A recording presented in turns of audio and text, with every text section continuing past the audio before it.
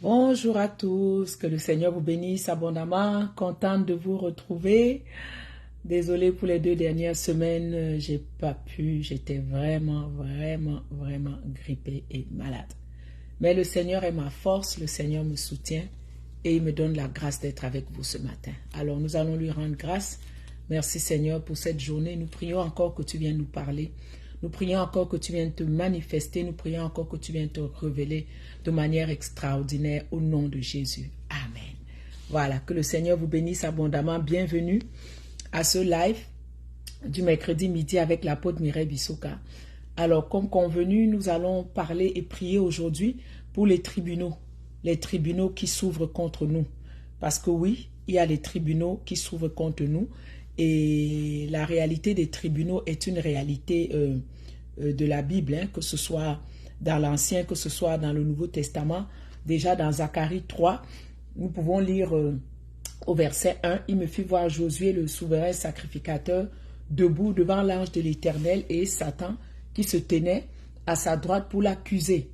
Et l'Éternel dit à Satan, que l'Éternel te réprime, Satan, que l'Éternel te réprime. » Voilà, et l'ange prenant la parole lui dit à Josué, « Vois, je t'enlève ton iniquité et je te revêts des vêtements de fête. » Merci beaucoup, Carly, que Dieu te bénisse. Donc nous voyons déjà la réalité des accusations qui ont amené Josué, le souverain sacrificateur, à être accusé, à être devant un tribunal et à être accusé. Voilà, et le Seigneur aussi, quand il parle de sa mission, quand nous voyons dans Luc 4, verset 18, il dit que l'Esprit du Seigneur est sur moi, parce qu'il m'a oint pour annoncer une bonne nouvelle aux pauvres. Il m'a envoyé guérir ceux qui ont le cœur brisé, proclamer aux captifs la délivrance et aux aveugles le recouvrement de la vue. Voilà, proclamer aux captifs la délivrance. Quand tu prends la version Le Maître Sassi, ça dit « L'Esprit du Seigneur s'est reposé sur moi. C'est pourquoi il m'a consacré par son onction. Il m'a envoyé prêcher l'évangile aux pauvres, guérir ceux qui ont le cœur brisé, annoncer aux captifs leur délivrance et aux aveugles le recouvrement de la vue. » Voilà. Et pour mettre en liberté ceux qui sont brisés sous les fers. Donc mettre en liberté, ça parle de ceux qui ont été emprisonnés, de ceux qui ont été emprisonnés, de ceux qui ont été condamnés et jugés. Et le jugement était qu'il soit sous les fers. On ne peut pas parler de jugement, on ne peut pas parler de condamnation sans parler de tribunal. On ne peut pas parler de tribunal sans parler de juge, sans parler d'avocat, sans parler de verdict qui est rendu.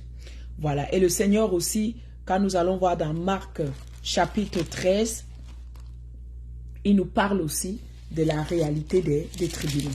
Marc chapitre 13, verset 9. Marc. Voilà. Marc 13, verset 9. Il dit, prenez garde à vous-même, on vous livrera aux tribunaux et on vous battra et vous serez battus de verges dans les synagogues. Vous comparaîtrez devant des gouverneurs et devant des rois à cause de moi pour leur servir de témoignage. Voilà. Bon, mais il nous dit déjà, il nous donne déjà une parole de consolation que quand on vous amènera pour vous livrer, ne vous inquiétez pas d'avance de ce que vous aurez à dire, mais ce que vous direz vous sera donné à l'heure même, car ce n'est pas vous qui parlerez, mais c'est le Saint-Esprit qui parlera à travers vous. Mais il nous dit, prenez garde, car on vous livrera devant les tribunaux. Voilà, c'est des réalités. Et quand on voit Matthieu 5, verset 25, toujours en parlant des tribunaux, Matthieu 5, verset 25, il dit, « Accorde-toi promptement avec ton adversaire pendant que tu es en chemin avec lui, de peur qu'il ne te livre au juge, que le juge ne te livre à l'officier de justice et que tu ne sois mis en prison. » Voilà. Donc, il dit, il y a des mots d'avertissement, attention, faites attention, accorde-toi pendant que tu es en chemin, prends garde. Donc, en fait, ce que le Seigneur veut dire que si tu as moyen, s'il y a moyen d'éviter les tribunaux, il faut éviter les tribunaux. S'il y a moyen d'éviter que quelqu'un t'amène en justice, il faut négocier avec la personne et il faut éviter d'aller en justice. Voilà. Des fois, tu peux même avoir raison, mais tu t'arranges avec ton adversaire. Pourquoi? Parce que la plupart des sentences, la plupart des condamnations qui sont émises dans des tribunaux ne sont pas souvent justes, ne sont pas souvent correctes. Surtout quand les enfants de Dieu, il est question des enfants de Dieu. Souvent, c'est des pièges de l'ennemi afin de te trouver dans une position de tribunal et afin de donner un faux jugement sur toi, afin de te jeter en prison. Donc, des fois, se battre pour aller en prison, souvent pour aller, en tribunal avec les gens, au tribunal avec les personnes, ce n'est pas recommandé. Voilà. Et dernièrement, on m'a amené un cas comme ça et j'ai dit à la personne, pourquoi tu n'as pas une fois négocié et puis tu t'en es sorti de là? Parce que l'histoire avait pris une ampleur maintenant qu'il n'y a même plus moyen de faire marche en arrière. Donc, c'est vraiment important de connaître la réalité des tribunaux et si possible d'éviter les tribunaux. Pourquoi? Parce que dans les tribunaux, il y a des jugements néfastes qui y sont rendus. Voilà. Bon, ce ne sera pas long, je vais trouver mes notes et on va se lancer là-dedans. On va aller lire certains passages. L'exemple qu'on va prendre, c'est l'exemple du Seigneur Jésus. On va aller lire les différents tribunaux par lesquels le Seigneur Jésus est passé. Nous allons les lire. On va continuer par Matthieu. On va commencer, on va prendre chaque évangile et on va voir ce que chaque évangile vient nous dire. Parce que la base des tribunaux, ce sont les accusations. Et les accusations aussi sont souvent des indices de réclamation. Donc quand tu es victime de réclamations familiales, ancestrales, générationnelles, souvent, tu vas constater qu'on a tendance à t'accuser. Des fois, quand il y a moins de choses, on t'accuse. Ceux qui t'accusent savent que ce n'est pas toi qui as fait ceci, mais quand on pose une question qui a fait ça, c'est toi qu'on va accuser. C'est souvent un signe et un indice que Dieu veut te montrer que tu es victime de réclamations. Il faut que tu vérifies dans ta lignée familiale, il doit avoir des réclamations. Dans un tribunal, qu'est-ce qu'on fait? On siège. Il y a un juge qui siège avant de rendre justice. Donc, c'est un lieu où se fait le jugement. Ça peut être une salle, ça peut être un palais, ça peut être un palais de justice, ça peut être en Afrique sous un arbre, dans un carrefour, dans un croisement où les anciens peuvent s'asseoir pour siéger et tout. Voilà. Donc, une des missions que le Seigneur est venu, c'était de libérer les captifs, libérer les prisonniers. S'il y a prisonnier, c'est parce qu'il y a prison. Voilà. S'il y a prison, c'est parce qu'un jugement a été émis. Et si un jugement a été émis, c'est parce qu'un tribunal simplement a été siégé. Et les gens sont passés dans ces tribunaux, ils ont été condamnés. Voilà. Donc, sache que le rôle du tribunal, c'est d'influencer la vie d'une personne avec les jugements qui vont être émis. Et le but de Satan derrière les tribunaux maléfiques, c'est de t'empêcher d'accomplir ta destinée, de mettre quelqu'un qui ne doit pas aller en prison pour complètement le couper, pour complètement arrêter sa vie. Parce que si on te donne une sentence fausse de 10 ans de ta vie, c'est pratiquement fini là. C'est pratiquement, il faut vraiment la grâce de Dieu qu'après 10 ans en prison, tu puisses sortir et tu puisses pouvoir te relever. Donc c'est de t'empêcher d'atteindre ta destinée, de t'empêcher de te réjouir des bénédictions que le Seigneur a pour toi. Et aujourd'hui, avec nos enfants et cette génération qui est bizarre, il faut parler à vos enfants. Il faut leur expliquer ce qui se passe là-bas dehors. C'est bien beau, maman, je vais sortir, oh, je vais aller voir mes amis, oh, je vais faire ceci. Des fois, ils vont mentir. Mais il faut leur expliquer que toi, tu es différent. Toi, tu as l'appel de Dieu en toi. Toi, tu es un enfant. Toi, tu es un serviteur de Dieu. Il faut faire attention. Parce que j'ai eu des cas de beaucoup d'enfants de chrétiens qui sont allés se mêler avec d'autres amis pour aller faire des bêtises, pour aller faire des gaffes. Et quand la police est venue, tous se sont tournés pour accuser nos enfants. J'avais une dame chrétienne que je connais très bien. J'ai vu ce fils naître. Je l'ai porté bébé. Et il a tapé dernièrement, je pense, 3 à 5 ans de prison. Parce qu'il est allé avec des amis, ils sont allés taper quelqu'un. Et quand la police est venue, les autres c'était des blancs. Tous se sont ligués pour dire que c'était lui. Ses parents noirs, africains n'avaient pas d'argent pour se payer des avocats. Les autres avaient l'argent. Et le gars a tapé 5 ans de prison. Il ne s'est pas encore remis de ça. Donc, en parlant des tribunaux, il faut parler à nos enfants. Parce qu'il y a souvent le profilage racial qui se fait. Il faut leur dire, tu es noir dans une société des blancs comme la nôtre. Et s'il y a des choses des fois qui arrivent, c'est sur toi que ça va tomber. Donc, c'est bien d'aller avoir des amis. C'est bien de se laisser influencer, mais sache que toi, tu es différent des autres. Et moi, je parle beaucoup à mes enfants, je parle beaucoup sur toi, mon garçon. Je dis, il faut faire attention. Quand la police t'arrête, il faut être calme, il faut faire ceci. Si on te pose des questions, c'est des choses qu'il faut discuter, même dans la vie de tous les jours, avec nos enfants, surtout dans la société occidentale dans laquelle nous vivons. Allons voir à travers les tribunaux que Jésus a passés. Nous allons voir le premier tribunal aujourd'hui. Et je ne pense pas qu'on aura le temps de voir les trois, mais nous allons au moins voir le premier tribunal. Et tu vas voir comment tu dois prier par rapport à ça. Commençons par Matthieu 26, verset 57. Ceux qui avaient saisi Jésus l'amenèrent chez le souverain sacrificateur Caïphe, où les scribes et les anciens étaient assemblés. Verset 58. Bon, Pierre vit de loin et tout ça là. Ok. Les principaux sacrificateurs 59 et tout le Sanhédrin cherchaient quelques faux témoignages contre Jésus. Donc, note déjà, faux témoignages. On va travailler ensemble aujourd'hui. Suffisant pour le faire mourir. Mais ils n'en trouvèrent point. Quoique plusieurs faux témoins se fussent présentés, enfin il en vint deux qui dit, celui-ci a dit, je puis détruire le temple de Dieu et le rebâtir en 3 jours. Le souverain sacrificateur se leva et lui dit, ne réponds-tu rien? Qu'est-ce que ces hommes déposent contre toi? Jésus garda le silence. Et le souverain sacrificateur prit la parole et dit, je t'adjure par le Dieu vivant de nous dire si tu es le Christ, le Fils de Dieu. Jésus répondit, tu l'as dit.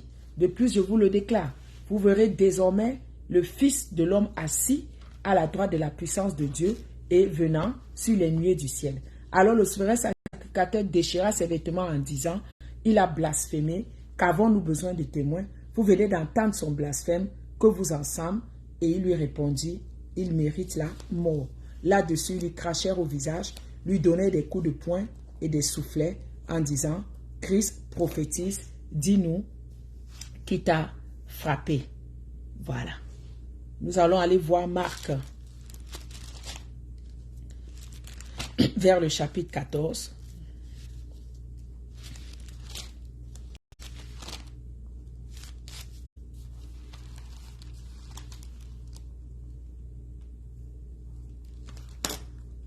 Marc 14.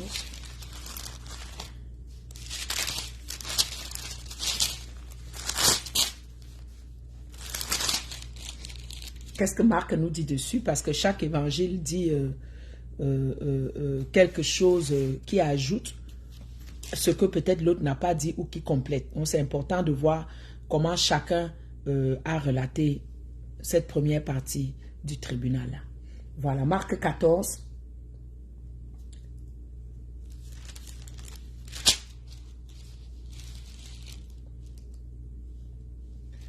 La même chose, les principaux sacrificateurs et tout le Sanhédrin cherchaient un témoignage contre Jésus pour le faire mourir, mais ils n'en trouvaient point. Car plusieurs rendaient de faux témoignages contre lui, note ici, mais les témoignages ne s'accordaient pas. Voilà. Donc Marc 14 nous dit ici que les témoignages ne s'accordaient pas. Quelques-uns se levaient et portaient un faux témoignage contre lui en disant, nous l'avons entendu dire, je détruirai ce temple fait de main d'homme, et en 3 jours je bâtirai un autre qui ne sera pas fait de main d'homme. Même sur ce point-là, leur témoignage ne s'accordait pas. Alors le souverain sacrificateur se levant au milieu de l'assemblée interrogea Jésus et lui dit, ne réponds-tu rien? Qu'est-ce que ces gens déposent contre toi? Jésus garda le silence. Et le souverain sacrificateur lui dit, es-tu le Christ, le Fils du Dieu béni? Il dit, je le suis. Et vous verrez désormais le Fils de l'homme assis à la droite de la puissance de Dieu et venant des nuées dans le ciel. Vous avez entendu le blasphème que vous ensemble. Tous le condamnaient comme méritant la mort. Et quelques-uns se mirent, verset 65, à cracher sur lui, à lui voiler le visage, à le frapper de coups de poing en disant, devine, et ses serviteurs le reçurent en lui donnant des soufflets. Ça, c'est ce que Marc a à nous dire. Allons maintenant voir Luc. Je pense que Luc, c'est quelque part 23.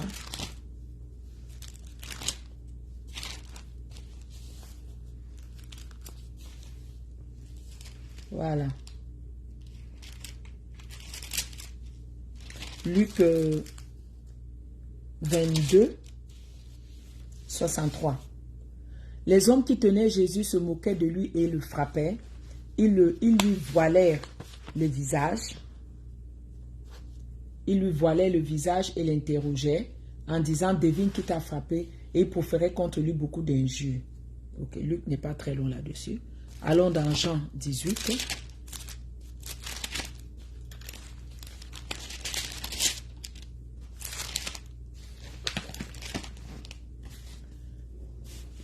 Jean 18.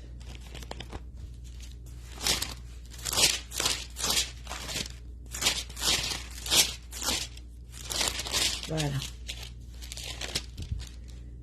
Voilà, Jean 18. Verset 12. La corde, le tribun et les huissiers des Juifs se saisirent alors de Jésus et ils le lièrent. Ils l'amenèrent d'abord chez Anne, car il était le beau-frère de Caïphe qui était souverain sacrificateur cette année-là. Voilà. Le souverain sacrificateur interrogea Jésus sur ses disciples et sur sa doctrine. Jésus répondit, j'ai parlé ouvertement au monde, j'ai toujours enseigné dans la synagogue et dans le temple où tous les Juifs se rassemblaient, je n'ai rien dit en secret.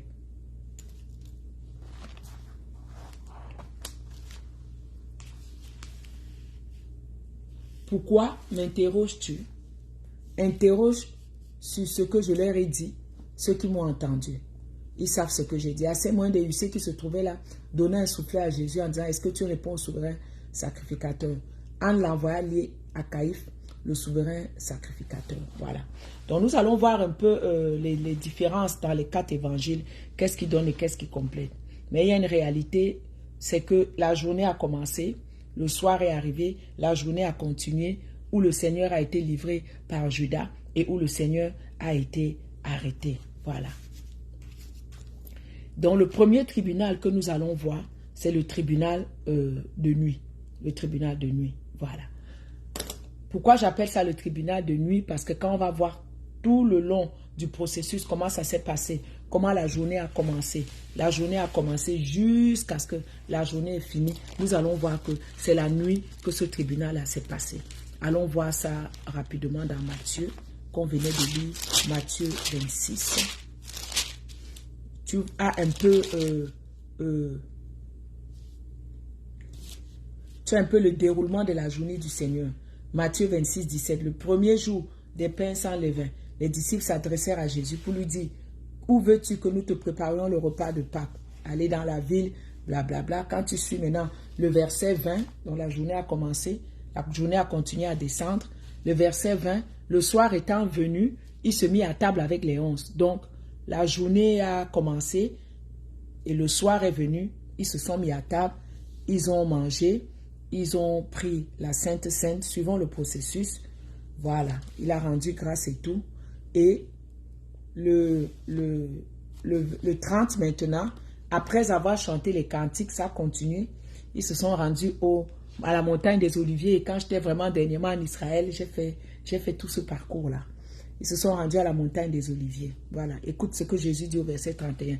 Je serai pour vous cette nuit. Donc la journée a commencé, le soir est venu. Il a dit que cette nuit, je serai pour vous une occasion de chute. Car il est écrit, je frapperai le berger et les brebis du troupeau seront dispersés. Mais après que je serai ressuscité, je vous précéderai en Galilée. Voilà. Donc Pierre a pris la parole, blablabla. Quand tu seras un objet pour tous, tu ne seras pas. La nuit, la soirée, le début de soirée a continué. Verset 36. Là-dessus, Jésus alla avec eux dans un lieu appelé Gethsémani. Asseyez-vous ici pendant que je m'éloigne pour prier. Donc c'est la soirée qui commence déjà à prendre son cours, à s'approfondir. Nous connaissons la suite de l'histoire. Il vient, mon âme est triste jusqu'à la mort, restez veillez avec moi et tout. Il dorment. Ça veut dire que la nuit était déjà bien avancée, puisque c'était déjà le temps de dormir. Veillez et priez, l'esprit est bien disposé, mais la chair est faible. Et verset 45, il alla vers les disciples et il leur dit, vous dormez maintenant et vous vous reposez. Voici l'heure est proche et le Fils de l'homme est livré entre les mains des pécheurs. Levez-vous, allons, voici celui qui me livre sa poche. Comme il parlait encore, donc c'est déjà au fond de la nuit là. c'est déjà l'heure de dormir. Pendant qu'il continue à parler, c'est là maintenant que Judas arrive et qu'il se fait arrêter. Et que maintenant, c'est maintenant Jean qui nous le dit. Cette même nuit, Jésus est amené dans 2 tribunaux. Jean nous le dit. Matthieu nous dit qu'il a été amené chez Caïphe, je pense. Mais Jean nous dit 2 tribunaux cette nuit-là. Voilà. Le souverain sacrificateur, je suis dans Jean 18, interrogea Jésus, blablabla. Anne l'envoya lié à Caïphe, le souverain sacrificateur. Voilà. Donc il est d'abord passé chez Anne et ensuite Anne l'a envoyé lié chez Caïphe. Dans la même nuit, il a eu 2 tribunaux par lesquels il est passé. Il est passé. Voilà. Donc le premier tribunal s'appelle le tribunal de nuit. C'est-à-dire que pendant que tu dors, il y a des gens qui font des cas sur toi. Il y a des gens qui t'accusent. Il y a des gens qui t'amènent en cours de justice. Il y a des sentences qui sont émises sur toi. Il y a des condamnations qui sont émises sur toi. Toi, tu n'es au courant de rien, tu dors et le jour, ça s'exécute. C'est pourquoi des fois, tu dors la nuit, tu rêves que tu es assis au milieu des gens qui t'accusent. Des fois, même, tu te vois assis dans un tribunal. Non, pendant que tu dors la nuit, de minuit à 3 heures, il y a les tribunaux dans le monde spirituel qui sont ouverts. Des fois, dans le jour, tu ne seras victime que du jugement, que de la condamnation, mais qui a été passée la nuit pendant que tu dormais. Mais ces condamnations-là seront détruites. Ces condamnations seront renversées. Ces condamnations seront anéanties au nom de Jésus. Parce que la Bible dit que tu connaîtras la vérité et la vérité t'affranchira. Pendant que Dieu t'ouvre les yeux de l'esprit maintenant, pour que tu sois conscient de la réalité des tribunaux. Ma prière, c'est que tu te tiendras debout et que tu prieras et que tu renverseras et que tu annuleras tous tribunaux qui n'ont jamais été émis dans ta vie et dont tu n'étais pas au courant durant ton temps de l'ignorance au nom de Jésus. Amen. Si je retourne à Matthieu, de quoi est consulté le tribunal de nuit? Si je retourne à Matthieu 26, vers le verset 57, allons d'abord voir de quoi est composé le tribunal de nuit et tu vas commencer à comprendre beaucoup de choses. Voilà. Une seconde, je retrouve mes notes.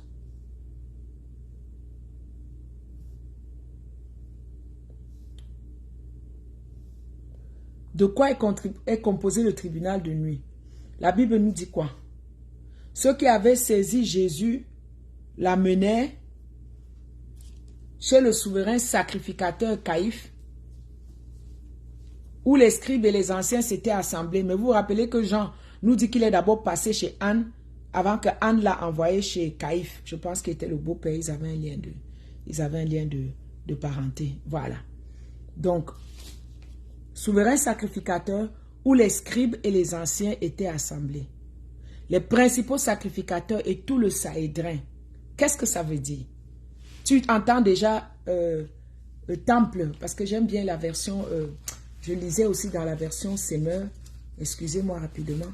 Matthieu 26. Je vais lire un peu la version Semeur. La version Semeur nous dit, Matthieu 26, 57. Voilà. Ceux qui avaient arrêté Jésus le conduisit devant Caïphe, le grand prêtre. Lui, second, te dit le souverain sacrificateur.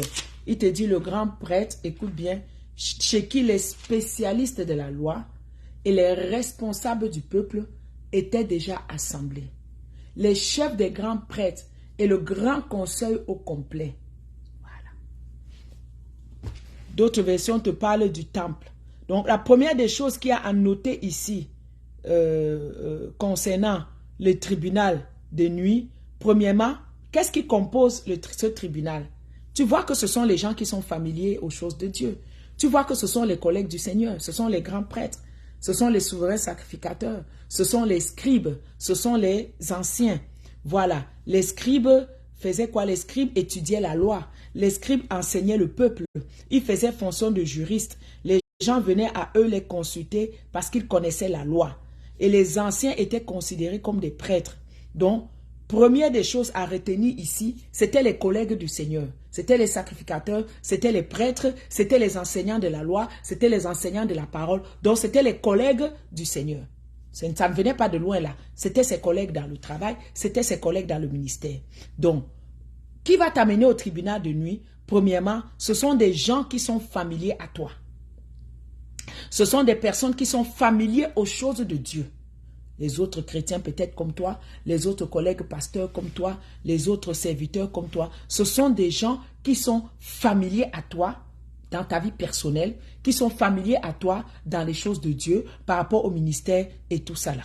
Voilà. Les gens qui vont t'amener au tribunal de nuit sont des gens qui sont familiers à toi. Ce sont des personnes qui te connaissent. Il faut faire attention. Le monde dans lequel nous vivons aujourd'hui est dangereux. Si on t'ouvre les yeux pour que tu vois qui te traîne aux tribunaux, pour que tu vois qui est derrière ta souffrance, vraiment tu vas être choqué. Je parlais avec une dame hier qu'on a traduit au tribunal et on l'a traduit au tribunal, c'était au tribunal coutumier. Dans les villages, c'est les tribunaux coutumiers, mais qui sont quand même des tribunaux.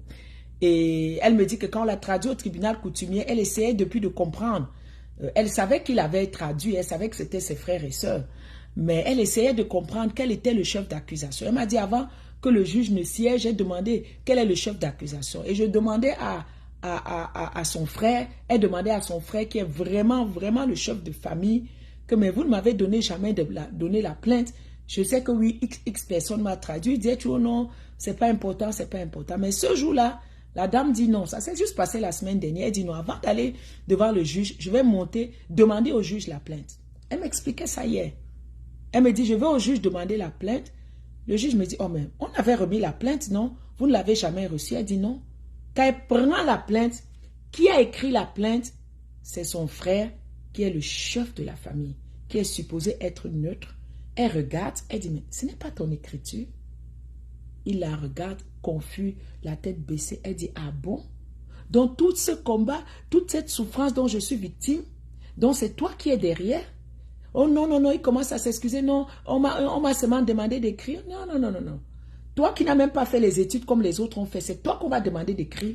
Donc c'est toi qui étais derrière. Et quand ils entrent dans le tribunal, son frère qui est chef de famille s'assoit du côté des ennemis des autres qui portaient plainte. Ce n'est jamais loin le tribunal de nuit. Ce sont les gens qui sont familiers à toi. À ton travail, ce sont des collègues qui vont t'amener au tribunal de nuit pour que tu n'aies pas la promotion, pour que tu ne puisses t'accuser, pour que tes patrons ne t'apprécient pas, pour que tu sois renvoyé. Des fois même tu arrives, des fois même Dieu te montre en rêve les gens de ta compagnie qui sont assemblés contre toi. Si c'est dans dans la société, ce sera tes collègues, ce sera des gens familiers à toi. Voilà. On a vu comment et de quoi était composé le tribunal.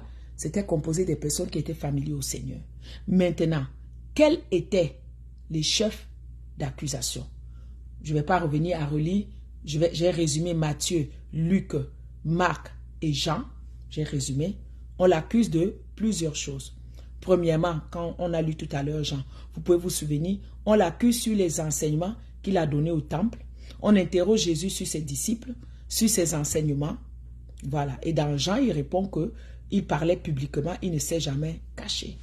On l'accuse aussi d'avoir violé le sabbat. On l'accuse d'avoir exorcisé les gens, de les avoir délivrés de leurs démons. Voilà. On l'accuse d'avoir menacé de détruire le temple. Celui-ci a dit, je puis détruire le temple de Dieu. Écoute bien. Je puis détruire le temple de Dieu et le rebâtir en 3 jours.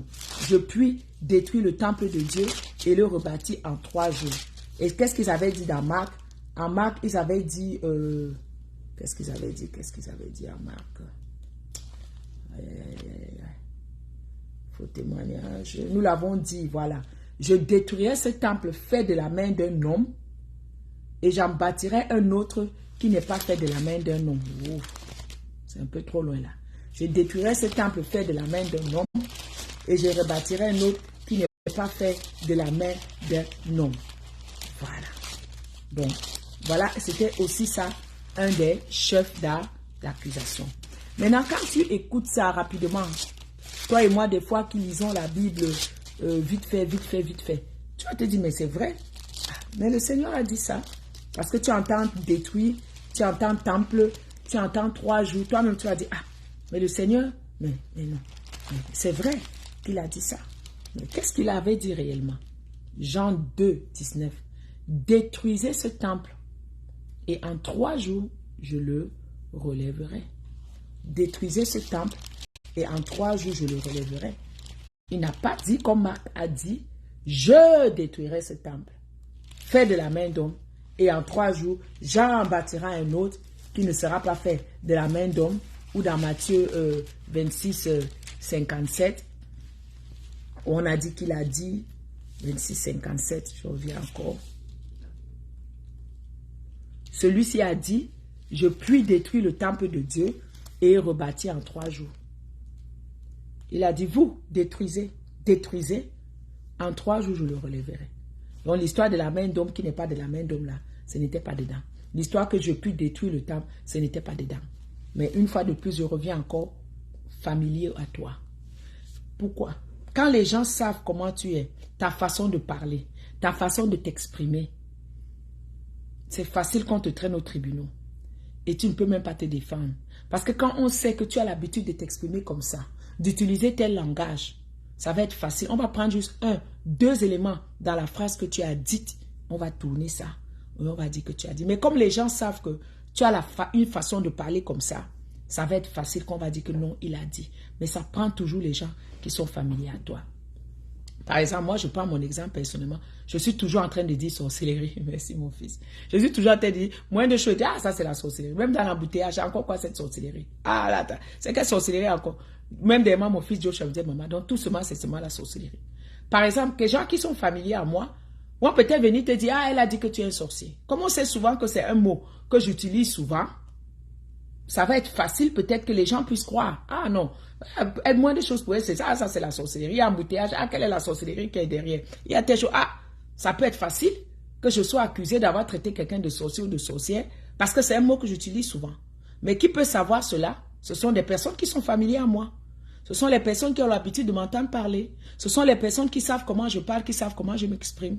Qui vont prendre un mot. On va prendre 1 ou 2 choses dans une phrase, dans ce qu'on a dit, dans ce que tu as dit. On va le transformer et les gens ne vont même pas chercher à discuter en quoi que ce soit et ce sera établi que tu as dit cela. Voilà. Donc parce que ces gens étaient familiers, parce que ces gens l'entendaient souvent parler, c'était facile pour eux de transformer ce qu'il avait dit et de donner une autre connotation, un autre sens à ce qu'il avait dit alors que ce n'était pas ça. Voilà. Maintenant, allons voir un autre élément du tribunal de nuit. Premièrement, les gens familiers à toi, les chefs d'accusation, ils vont chercher ce que tu as l'habitude de dire, ce que tu as déjà dit, vont mal interpréter ou mal énoncer. Mais pour ceux qui n'ont pas bien écouté, on va dire que tu as dit cela. Troisième chose au tribunal de nuit, ils vont chercher des témoins pour venir témoigner contre toi. Les principaux sacrificateurs et tout le Sanhédrin cherchaient quelques faux témoignages contre Jésus suffisants pour le faire mourir.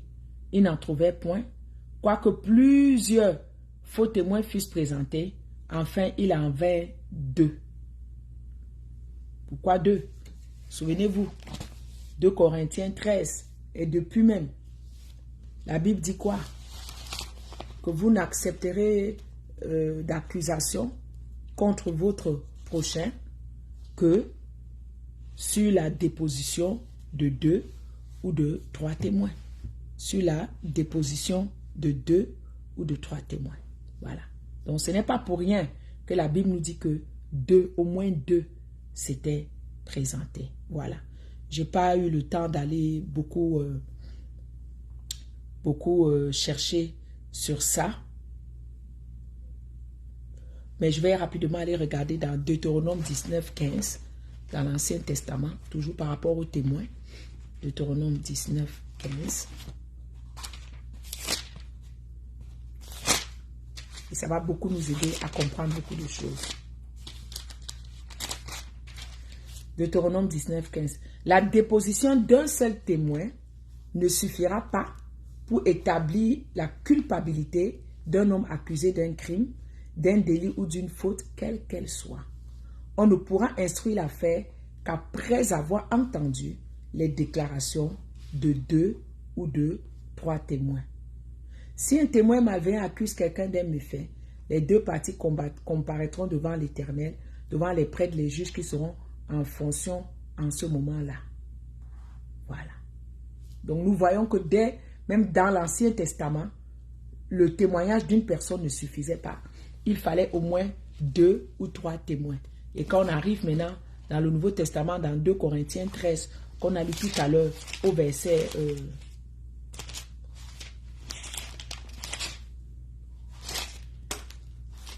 2 Corinthiens 13 au verset 1, toute l'affaire sera réglée sur la déposition de 2 ou de 3 témoins. Donc nous voyons déjà que depuis l'Ancien Testament, ça prenait déjà la déposition de 2 ou de 3 témoins pour que un témoignage soit accepté, pour qu'un témoignage soit valide et soit validé. Voilà. C'est pourquoi vous voyez que au moins 2 témoins s'est présenté pour valider tous les chefs d'accusation qui ont été émis contre le Seigneur. Qu'est-ce que ça nous dit aujourd'hui? Ça nous dit aujourd'hui que sois vigilant. Ce n'est pas parce que 2 personnes viennent s'accorder pour te dire quelque chose, pour accuser quelqu'un, que tu vas accepter. Parce que non, la Bible avait dit 2 ou 3 témoins. Les 2, 3 témoins aussi peuvent mentir. On connaît comment le diable agit. Même 10 témoins peuvent venir, mais les 10 se sont accordés, les 10 sont en train de mentir. Donc moi, je te dis aujourd'hui, il faut être vigilant. Comme j'ai dit au dernier enseignement que j'avais donné, c'est pas parce que 2 ou 3 personnes se sont présentées que nécessairement tu vas accepter que ce qu'on t'a accusé de l'autre est vrai.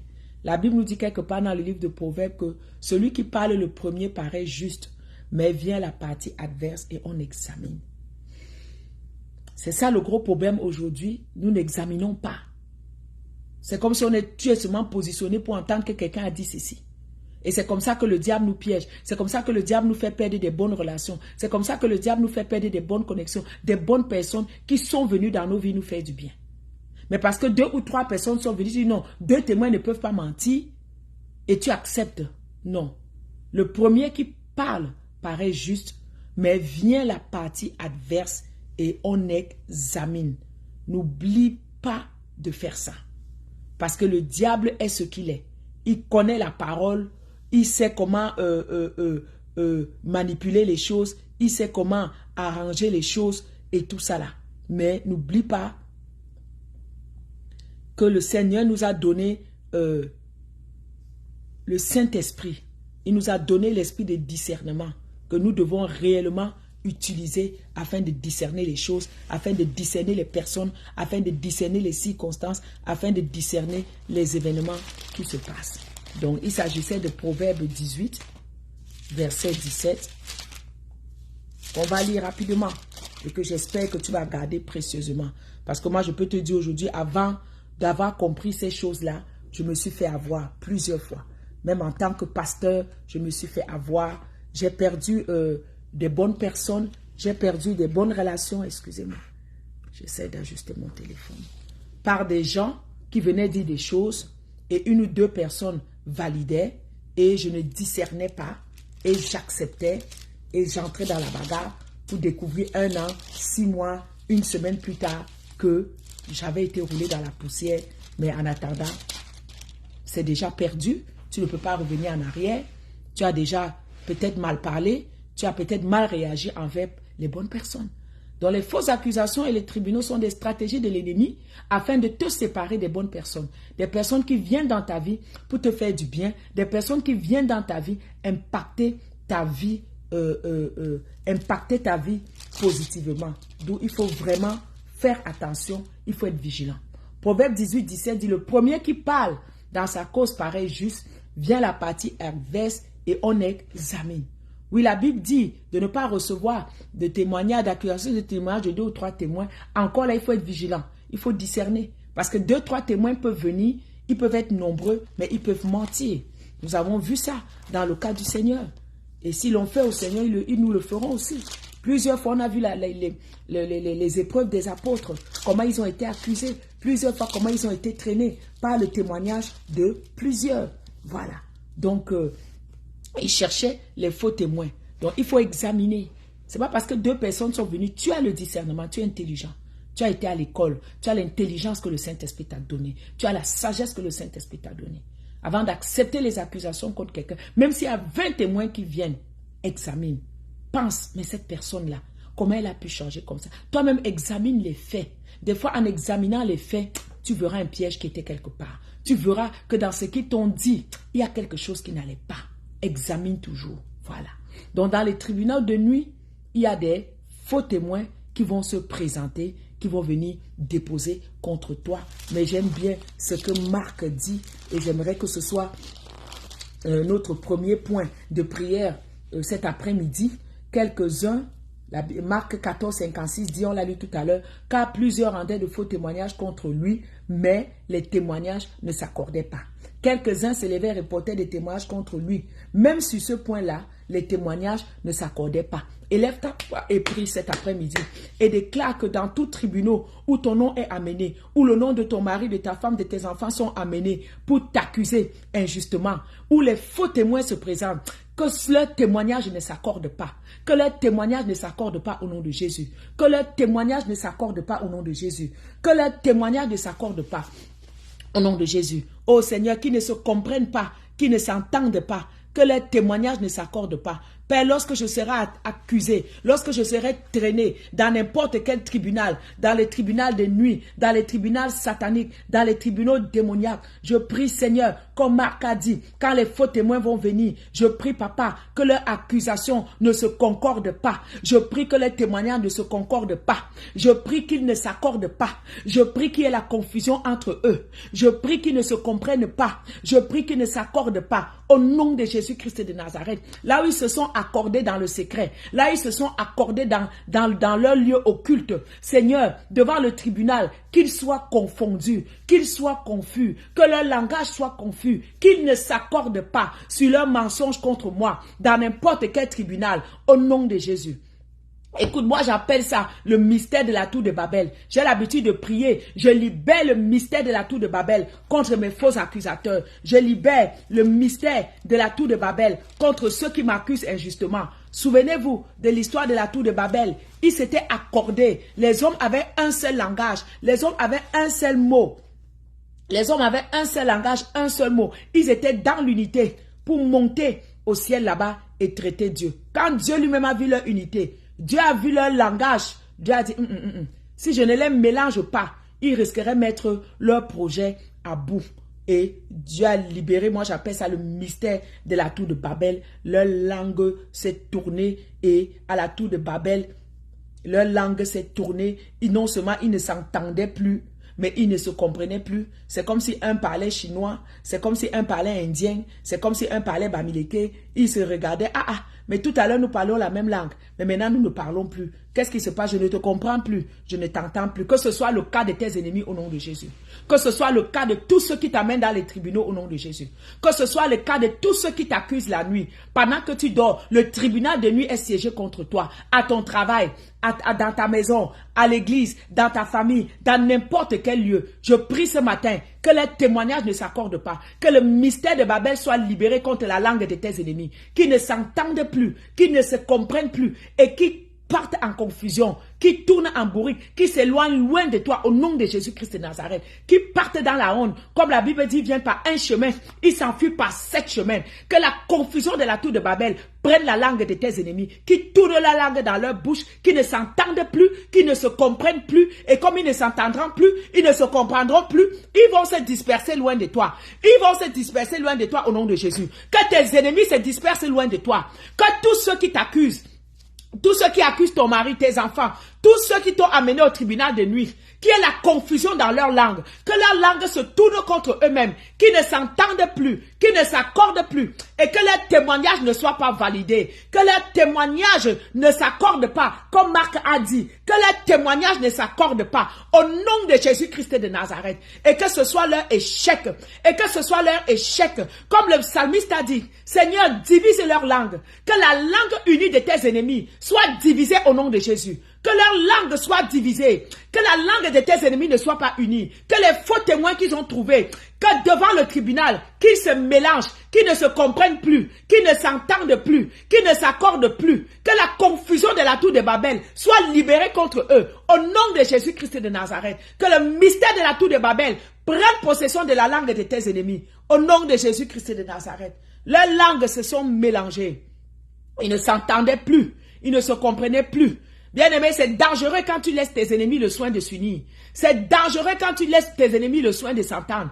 Il faut tout le temps les diviser. Le psalmiste a dit divise leur langue. Il faut tout le temps diviser tes ennemis. Il faut tout le temps envoyer la confusion dans le camp de tes ennemis. Il faut tout le temps libérer le mystère de la tour de Babel dans la bouche de tes ennemis. Ils ne s'entendront plus. Ils vont sortir du tribunal. Tu vas les voir confondus. C'est ce que cette dame me racontait il y a quelques jours. On l'a mené au tribunal de nuit. Le tribunal de nuit avait déjà siégé. Celui qui avait écrit, c'était le chef de famille. La personne avec qui elle ne jurait que par cette personne-là. Et je me souviens plusieurs fois, je lui disais, fais attention à cette personne. Fais attention à cette personne. Elle me disait, oh non, lui, vraiment, vraiment, Elle me dit, quand on est entré dans le tribunal là, il s'est assis du côté de ceux qui venaient porter plainte contre moi. Elle me dit, j'étais choquée. J'étais dépassée. Parce que ce sont les gens qui sont familiers à toi qui vont t'amener au tribunal de nuit. Si c'est à l'église là, ce seront les chrétiens qui prient chaque jour avec toi. Si tu es pasteur, ce seront tes collègues pasteurs qui vont t'amener au tribunal de nuit. À ton travail, ce sont tes collègues qui t'amèneront au tribunal de nuit. Peu importe l'environnement où tu évolues, ce sont des gens qui sont familiers à toi. Ce sont des gens qui te connaissent. C'est les gens qui étaient familiers à Jésus. Le tribunal de nuit, c'était les collègues de Jésus. Les prêtres, le souverain sacrificateur, les scribes et tout. Ce sont des gens qui sont familiers à toi. Voilà. Alors je veux prophétiser que tous ceux qui te combattent, qui émettent des fausses accusations contre toi, au nom de Jésus qui ne se comprennent plus, au nom de Jésus qui ne s'entendent plus, au nom de Jésus qui ne s'accordent plus, au nom de Jésus que leur langue soit mélangée, au nom de Jésus que leur témoignage soit contradictoire et ne s'accorde pas selon Matthieu, selon Marc, selon Luc, selon Jean. Au nom de Jésus, que leur témoignage soit reconnu faux. Au nom de Jésus, que leur témoignage soit rejeté, que leur témoignage soit refusé. Au nom de Jésus encore, que tous tes accusateurs au tribunal de nuit soient divisés, et que la majorité ne l'emporte pas. Parce que s'ils s'accordent, parce que si le témoignage s'accorde avec la majorité, tu peux être condamné et pourtant tu es innocent. Il y a beaucoup d'innocents dans les prisons. C'est pourquoi Jésus a dit, prenez garde de ne même pas aller au tribunal. C'est pour ça qu'il a dit plusieurs fois, accorde-toi avec tes adversaires. Parce qu'ils t'attendent là-bas. Ils t'attendent pour rendre des jugements maléfiques. Si par erreur, comme on dit chez nous, le jugement des faux témoins là s'accorde contre toi, c'est fini. C'est fini. Tu es innocent, mais ils vont d'abord te jeter en prison. C'est fini. Mais leur jugement ne s'accordera pas au nom de Jésus-Christ de Nazareth. Deuxième requête que nous allons prier. Tu vas aussi prier que quand ils vont chercher les faux témoins, comme ils ont cherché contre le Seigneur Jésus, qu'ils ne trouvent pas. Au nom de Jésus-Christ de Nazareth. Matthieu 26 en parle un peu. Il cherchait quelques faux témoins, verset 59, quelques faux témoignages contre Jésus, suffisants pour le faire mourir. Mais il n'en trouvait point, quoique quelques faux témoins se fussent présentés.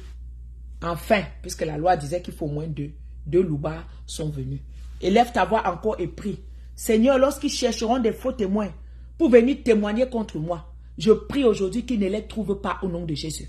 Quiconque voudra se lever, quiconque voudra essayer de se lever pour venir mentir, pour venir émettre des faux témoignages contre moi, que la terreur de l'Éternel empare son cœur, que la terreur de l'Éternel empare ses pensées, que le trouble de l'Éternel s'empare de lui, que la fièvre de l'Éternel s'empare de lui, que la crainte de l'Éternel s'empare de lui, et qu'il refuse cette mission, qu'il dise pardon, laissez-moi, je ne suis pas là, je ne veux pas être le faux témoin, je ne veux pas témoigner contre quelqu'un, je ne veux pas. Que la crainte de l'Éternel s'empare des cœurs de quiconque voudra se lever pour émettre des faux témoignages contre toi. Que la terreur de l'Éternel s'empare de leur cœur. Que la terreur de l'Éternel s'empare de leurs pensées. Et que les faux témoins ne se lèvent pas. Qu'aucun faux témoin n'accepte de se lever pour émettre des faux témoignages contre toi.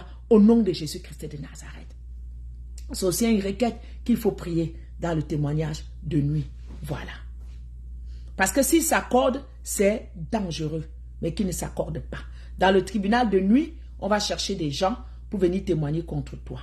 Voilà. Allons maintenant voir chaque sentence qui est émise dans le tribunal de nuit. Toujours dans Matthieu 26. Et une chose que vous allez remarquer, à chaque fois qu'on posait des questions au Seigneur, le Seigneur ne répondait pas. Le Seigneur gardait le silence. Le Seigneur répondait seulement pour valider son identité. Lisons encore très bien. Matthieu 26, 63. Je puis bâtir le temple et le rebâtir, détruire le temple et le rebâtir en 3 jours. Le souverain sacrificateur se leva et lui dit, ne réponds-tu rien? Qu'est-ce que ces hommes déposent contre toi? Jésus garda le silence. Il garda le silence. Le souverain sacrificateur prenant la parole lui dit, je t'adjure par le Dieu vivant de nous dire si tu es le Christ, le Fils de Dieu. Maintenant là, on parle de son identité. Est-ce qu'il ne répond pas sur les chefs d'accusation? Et je vous expliquerai peut-être tout à l'heure pourquoi. Mais sur son identité, puisqu'il doit s'identifier, il répond. Dis-nous, si tu es le Christ, le Fils du Dieu. Il dit, ah, toi-même tu l'as dit. De plus, je vous déclare, vous verrez désormais le Fils de l'homme assis à la droite de la puissance de Dieu et venant sur la nuée dans les cieux. Allons voir ce que Marc 14 nous dit par rapport à ça. Marc 14. Pardon. Marc 14. La même chose. Faux témoignage. Le témoignage ne s'accordait pas. Il lui dit, ne réponds-tu rien? Qu'est-ce que j'en dépose contre toi? Jésus garda le silence. Et il interrogea de nouveau en lui disant, es-tu le Christ, le Fils du Dieu béni? C'est là il répondit, je le suis. Donc nous voyons que plusieurs fois le Seigneur gardait silence. Il ne répondait que pour valider son identité. Qu'est-ce que ça veut dire? Des fois, il faut savoir garder le silence quand les gens vont t'accuser. Il y a des fois même tu es innocent, mais il n'y a aucun mot. Il n'y a rien que tu peux prononcer ou dire même qui va avoir de la valeur ou qui va peser pour t'innocenter. Des fois, les faits sont contre toi. Qu'est-ce que tu vas dire? Tu ne peux que garder le silence parce que même si tu parles, peut-être tu vas aggraver ton cas. Regarde le cas de Joseph. Quand la femme de Potiphar l'accuse, en fuyant, le manteau est resté dans ses mains. Le manteau voulait tout dire. Le manteau voulait dire qu'il commençait à se déshabiller pour bondir sur cette femme. Mais en se débattant, le manteau est resté d'entre ses mains. Des fois, il y a des accusations que tu ne sais même pas comment tu vas commencer pour te défendre. Parce que tout est contre toi. Les éléments sont contre toi. On peut même t'enregistrer. On peut jouer l'enregistrement. Mais quand ils vont jouer l'enregistrement, on ne va pas entendre leur voix. On ne saura pas ce qu'ils ont dit avant, mais on va seulement entendre ta réponse. Des fois, aujourd'hui, les gens marchent avec les enregistreuses pour enregistrer les gens.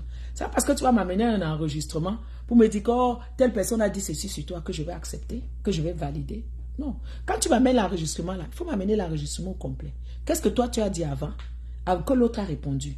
Ne m'amène pas seulement la voix de l'autre. Parce que qu'est-ce que tu as dit pour qu'il réponde comme ça? Je vous ai dit de discerner. Celui qui vient le premier pareil, juste Proverbe 18 nous l'a dit tout à l'heure. Mais vient la partie adverse, on examine. Aujourd'hui, on n'examine plus beaucoup. Tu perds des bonnes personnes, tu perds des bonnes relations. Parce que tu es excité d'entendre que tel a dit, tel a dit. C'est des années plus tard, des jours plus tard, des semaines plus tard. Mais tu as tellement honte que tu ne peux même pas revenir en arrière. Même si tu demandes pardon, peut-être la relation peut déjà être brisée. Peut-être la personne était tellement blessée de savoir que toi, tu pouvais même oser penser ou soupçonner ceci. Fais attention quand tu amènes les demi-enregistrements, on te fait entendre la voix de l'homme. Mais qu'est-ce qu'ils ont dit avant? Qu'est-ce qui a mené à cette conversation? Quel a été le contexte? Parce qu'il y a des manières qu'on va exciter quelqu'un. Il y a des manières qu'on va dresser la personne contre toi. On va dire à cette personne, ah, vraiment, tu croyais qu'il était ton ami, il avait dit ceci, cela. Et la personne aussi va réagir. Tu vas amener l'audio de sa réaction. Mais pourquoi tu n'amènes pas l'audio de ton excitation? Pourquoi tu n'amènes pas l'audio de tes mensonges? Pourquoi tu n'amènes pas l'audio de tes manipulations? Il faut tout amener au complet. Il faut tout amener au complet. Voilà. Donc, le Seigneur Jésus ne répondait que pour valider son identité. Parce que des fois, le silence vaut d'or. Hein? Le silence est d'or. Des fois, le silence est la plus grande arme. Mais Dieu, qui te connaît, qui connaît ton innocence, va toujours finir par te justifier. Combien de fois j'ai été accusé? Moi, ça a été mon lot quotidien depuis que je suis né. Je pars d'accusation en accusation. Je pars d'accusation en accusation. Avant, je m'excusais. Avant, je m'excusais. Avant, je me justifiais. Avant, j'essayais, mais à un moment donné, là, les preuves sont tellement contre toi que tu n'as rien à dire. Plusieurs fois, le Seigneur m'a dit, garde le silence. C'est moi qui vais te justifier. garde le silence, je te justifierai. Et Dieu m'a toujours justifié. Ça a pris le temps que ça a pris. Dieu m'a toujours justifié. Des fois, oui, il y aura des cas où tu vas te défendre, mais il y aura des cas où tu vas garder le silence. Jésus gardait le silence. Voilà. Simplement pour valider son identité. Qu'est-ce qui se passe maintenant au tribunal de nuit? Verset 66. Que vous ensemble, il répondit, il mérite la mort. C'est dans le tribunal de nuit que les décrets de condamnation à mort sont placés sur toi, sont placés sur ta vie. C'est dans le tribunal de nuit. Voilà. Tu vas prier maintenant et déclarer que toute condamnation à mort qui a jamais été émise sur ma vie dans le tribunal de nuit soit détruite, soit annulée, soit renversée, soit anéantie. Au nom de Jésus, élève ta voix et prie. Seigneur, je prie, Seigneur, ce soir, que toute sanction, toute condamnation à mort qui a été émise sur ma vie, la vie de mon mari, la vie de mes enfants, dans n'importe quel tribunal de nuit, soit rejetée, soit révoquée, soit annulée, soit renversée au nom de Jésus. Je maudis tout verdict qui a été énoncé dans n'importe quel tribunal de nuit. Je détruis, je renverse ces verdicts au nom de Jésus. Je déclare que je ne mourrai pas, ni physiquement, ni spirituellement, mais que je vivrai au nom de Jésus. Que toute condamnation spirituelle, toute condamnation de mort spirituelle, toute condamnation de mort physique qui plante sur ma tête, soit détruite au nom de Jésus, soit déracinée au nom de Jésus, soit renversée au nom de Jésus, soit annulée au nom de Jésus. J'efface par le sang de Jésus toute condamnation à mort qui a été émise dans le monde des ténèbres pendant que je dormais la nuit, toute condamnation à mort qui a été émise sur mes enfants, qui a été émise sur ma famille. Je les efface par le sang de Jésus, je les efface par le sang de Jésus, je les annule, je les contrecarre, je les renverse, je les efface par le sang de Jésus, je les efface par le sang de Jésus. Au nom de Jésus-Christ de Nazareth, j'annule toute condamnation du monde des ténèbres qui a été émise au tribunal de nuit contre ma vie. Au nom de Jésus-Christ de Nazareth. Amen. Au tribunal de nuit qu'on te condamne à mort. Allons maintenant voir qu'est-ce que Marc nous parle aussi de la sentence qui a été rendue. Voilà. Écoute bien. Évidemment, au verset 64, tous le condamnaient comme méritant la mort. Verset 65. Quelques-uns se mirent à cracher sur lui, à lui voiler le visage, à le frapper de coups de poing en lui disant « Dévie ». Voilà une autre chose qui se passe au tribunal de nuit. C'est dans le tribunal de nuit qu'on nous voile. C'est dans le tribunal de nuit que les bonnes choses sont voilées dans nos vies. Que le diable utilise le voile comme un instrument terrible, soit pour voiler ta beauté, soit pour voiler ton potentiel, soit pour voiler tes accomplissements au travail. Tu te demandes, mais depuis que je travaille, on ne voit pas mon travail, on ne me donne pas la promotion. Quand c'est le temps de la promotion, on va donner la promotion à quelqu'un d'autre. Pourquoi? Parce que ton potentiel a été voilé. Parce qu'il y a un voile qui est couvert sur ton potentiel. Parce qu'il y a un voile qui est couvert, qui couvre tes accomplissements. Parce qu'il y a un voile qui couvre des bonnes choses. Tu te dis, mais depuis je me démerde, mais je ne me marie pas. Les hommes ne me voient pas. Quand ils viennent, c'est juste pour me prendre pour une prostituée. C'est juste pour coucher avec moi et partir. Mais il n'y a personne qui vienne me marier. Parce que dans le tribunal de nuit, on a voilé ton visage. On a voilé ta beauté. Donc quand on te regarde, on voit que tu es une vieille mère. Quand on te regarde, on ne voit même pas ta beauté. On ne voit rien du tout. Ta force a été voilée. Ton potentiel a été voilé. Pourquoi mon magasin ne fonctionne pas? Parce que ton magasin a été voilé. On a jeté un voile sur ton magasin. C'est toi qui sais qu'il y a un magasin là-bas, mais les gens ne voient même pas ton magasin parce que ça a été voilé. Oh, j'ai déposé une demande de visa. J'ai déposé un CV pour le travail. On ne peut pas avoir ton CV puisque ton CV a été voilé. Au tribunal de nuit, ils ont couvert ton CV par le voile. Au tribunal de nuit, ils ont couvert ton passeport par le voile. Au tribunal de nuit, ils ont couvert tes accomplissements par le voile. On a voilé son visage. Si tu es une jeune fille, un jeune garçon, tu n'es pas encore marié, je veux que tu mettes la main sur ton visage et que tu déclares que tout voile satanique et démoniaque qui a été jeté sur mon visage dans le tribunal de nuit pour empêcher que les hommes me voient, pour empêcher que les femmes me voient, pour m'empêcher de me marier, que ces voiles soient déchirés au nom de Jésus, que ces voiles soient déchirés au nom de Jésus. Tout voile satanique et démoniaque par lequel mon visage a été couvert dans le tribunal de nuit pour que partout où je vais, les gens me haïssent. Tout voile de haine soit déchiré. Toute voile de fausse accusation soit déchiré. Tu t'étonnes que tu arrives quelque part, les gens ne t'aiment pas. Dès que tu arrives, on t'accuse, on complote contre toi, les gens ne t'aiment pas. Tu te demandes pourquoi. Un jour, quelqu'un m'a dit, je te hais. Elle dit, je ne te connais pas, mais je ne t'aime pas, je te hais. C'était à l'époque où je travaillais. Elle dit, je te hais. Parce que on couvre ton voile. On voile ton visage dans le tribunal de nuit. On te voile. Que tout voile satanique et démoniaque qui a été posé sur ma tête soit déchiré au nom de Jésus. Tout voile satanique et démoniaque qui a été posé sur ma vie, sur n'importe quel domaine de ma vie, sur n'importe quelle partie de ma vie, soit déchiré. Tout voile de haine qui fait que partout je parle, les gens me détestent, sur mon visage, soit déchiré au nom de Jésus. Élève ta voix et prie. Tout voile de fausses accusations soit déchiré au nom de Jésus. Tout voile de tolérance, les gens te tolèrent à peine, soit déchiré au nom de Jésus. Tout voile pour assassiner ton caractère, pour assassiner ton visage, pour assassiner ta personnalité, soit déchiré au nom de Jésus. C'est pourquoi tu arrives, les gens parlent toujours mal de toi. Les gens ne te supportent pas parce que ton visage a été voilé. Et ça se passe au tribunal de nuit. Ils lui ont craché sur le visage du Seigneur. Marc nous dit au chapitre 14, 65, ils lui ont voilé le visage et ont frappé de coups. Et tout ça, ça se passe dans le tribunal de nuit. Que tout tribunal de nuit qui s'est levé, qui s'est ouvert contre toi, soit détruit au nom de Jésus, soit annulé au nom de Jésus. Toute condamnation de mort qui a été passée dans le tribunal de vie contre ta vie, soit révoquée, soit renversée, annulée au nom de Jésus. Que tout voile par lequel on a voilé ta force, ton potentiel, ton onction, on a voilé ta beauté, on a voilé ton église, on a voilé tes enfants, ton mari. Il y a des maris dont le visage, dont le cœur a été voilé pour qu'ils n'aiment pas leur femme. Tu souffres dans ton mariage. Qu'est-ce qui se passe? Pourquoi mon mari n'aime pas Au tribunal de nuit, ceux qui étaient jaloux de ton foyer, ceux qui étaient jaloux de ton ménage, ont posé un voile dans le cœur de ton mari, dans les yeux de ton mari, dans les pensées de ton mari ou de ta femme, pour que quand il te voit, il ne te trouve pas séduisant, il ne te trouve pas attractif, il ne t'aime pas. Tout ce que tu fais de bon, il ne voit pas. Parce qu'on a voilé son visage, parce qu'on a voilé son cœur, parce qu'on a voilé ses pensées contre toi. Que ça soit déchiré aujourd'hui au nom de Jésus. Vice versa, si c'est toi l'homme. Il y a des hommes aussi, on a voilé leurs femmes. On a voilé les cœurs, les pensées de leurs femmes. Les femmes ne sont pas soumises. Les femmes ne les aiment pas. Les femmes les traitent comme des chiens. Que ça prenne fin aujourd'hui. Que tout voile qui a été jeté sur ton mariage soit déchiré par le feu du Saint-Esprit, que ces voiles-là soient brûlées au nom de Jésus. Tout voile avec lesquels on a attaché les cœurs des gens pour que les gens ne t'aiment pas, pour que les gens ne te donnent pas, pour que les gens ne soient pas bien avec toi. Que ces voiles qui aveuglent les gens soient déchirés au nom de Jésus. Que ces voiles qui aveuglent les gens, qui empêchent les gens de venir dans ton église, soient déchirés au nom de Jésus. Que tout voile satanique et démoniaque qui opère dans le tribunal de nuit soit déchiré au nom de Jésus. Rappelez-vous, dans Jean 11, 47, à la résurrection de Lazare, ils avaient déjà décidé que Jésus devait mourir. Quelques jours auparavant, Matthieu dit qu'ils avaient conspiré pour arrêter le Seigneur. Donc c'est un tribunal illégal, illégitime. Logiquement, c'est un tribunal qui ne doit pas avoir lieu. Qui ne doit pas avoir lieu. En une seule nuit, il est passé chez Anne, il est passé chez Caïphe, on l'a envoyé chez le Sahédrin.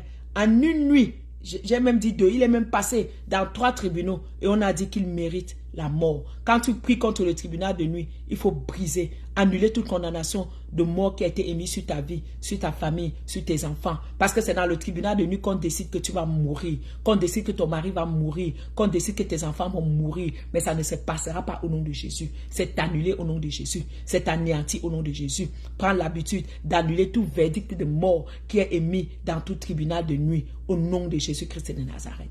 Marc nous dit encore, on lui cracha au visage, on le frappa et on mit le voile. C'est au tribunal de nuit que les voiles sont mis sur les destinées, sur les projets, pour empêcher les gens d'accomplir ce qu'ils doivent accomplir. On met le voile sur l'intelligence de ton enfant. Tu te dis, l'enfant était intelligent à l'école, comme il est devenu bête comme ça là, parce qu'on a voilé son cerveau. Mais mon mari m'aimait. Comment le cœur de mon mari est devenu dur? On a voilé son cœur, on a voilé ses pensées, on a voilé sa tête. Mais mon enfant se comportait bien. Comment subitement l'enfant, on l'a voilé de partout? Mais que ces voiles soient déchirés. Que tout voile qu'on a mis sur ta vie, sur les bonnes choses dans ta vie, dans le tribunal de nuit, soit déchiré au nom de Jésus-Christ de Nazareth. Et comme je l'ai dit encore, au tribunal, ce n'est pas toute chose on va répondre, si ce n'est pour confirmer ton identité. Des fois, le Seigneur peut t'amener à répondre, mais si le Seigneur t'amène à garder silence, il faut garder silence au nom de Jésus. Alors, nous avons fini notre heure, je vais m'arrêter là pour aujourd'hui. Par la grâce de Dieu, nous allons continuer le tribunal de nuit. Est-ce que je dois le finir? Est-ce que je dois le finir? Ok, je vais essayer de le finir rapidement, voilà.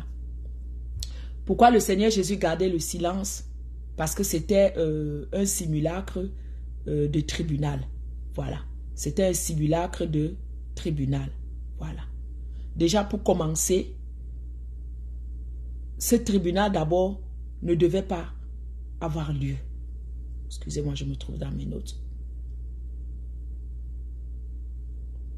Ce tribunal était illégal et illégitime. Ce tribunal ne devait pas déjà avoir lieu. C'est pour ça qu'il s'arrangeait de vite le condamner la nuit afin que le jour on puisse exécuter cela. Nous verrons le deuxième tribunal qui a eu lieu le lendemain. Pourquoi le Seigneur Jésus a gardé silence? Le Seigneur Jésus a gardé silence par amour pour nous. Parce qu'à l'époque, selon la loi, quand tu étais traduit au tribunal et que tu te justifiais, c'était plus facile, pardon. Quand tu te justifiais, tu pouvais défendre ton point et voir, et eux, ils devaient voir, analyser et dire ce qu'ils pouvaient voir sur toi. Mais quand quelqu'un ne se défendait pas, quand quelqu'un était pris, quand quelqu'un ne se défendait pas, selon la loi, il était immédiatement condamné. Donc, comme le Seigneur Jésus savait qu'il devait aller à la croix, c'est pourquoi il a gardé silence. Parce que selon la loi romaine, on ne pouvait exécuter que les criminels pris en flagrant délit. Il n'a pas été pris en flagrant délit.